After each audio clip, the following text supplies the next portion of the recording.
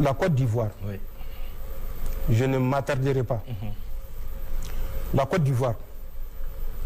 Au moment où personnellement j'étais en Côte d'Ivoire, beaucoup d'Ivoiriens avaient fui la Côte d'Ivoire. J'étais en Côte d'Ivoire avec la mission de la CEDEAO, la MICESI. J'étais en Côte d'Ivoire avec la mission des Nations Unies le 4 avril 2004.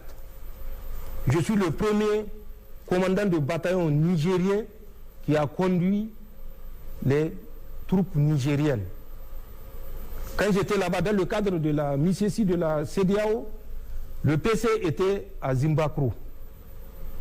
C'est à côté de Yamoussoukro, à quelques kilomètres de Yamoussoukro. Quand j'étais passé aux Nations Unies, j'avais mon bataillon qui est déployé dans le centre. J'avais mon PC à Prikro. J'avais des éléments à Famionkro. J'avais des éléments à Adiyapikro, voisins de Bonguera. Ils savent ce que c'est Bonguera. J'avais mon PC à Prikro dans un premier temps. Ensuite, à Daoukro dans un deuxième temps. Ce sont mes éléments avec une section du Ghana qui avait intervenu quand il y avait eu le massacre suite à une embuscade à Korogo, dans la région de Korogo. Je me rappelle, ça doit être en juin ou juillet 2004. J'ai effectué des missions sur le territoire ivoirien pour la paix en Côte d'Ivoire parce que nous étions convaincus d'un idéal. J'ai traversé des cours d'eau que je suis sûr 80% des Ivoiriens n'ont pas traversé.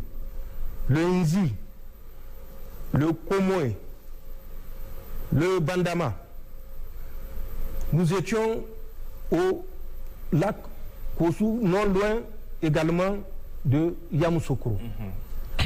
J'ai parcouru de Daoukro. J'étais jusqu'à Man. De Man, j'étais jusqu'à Odjéné.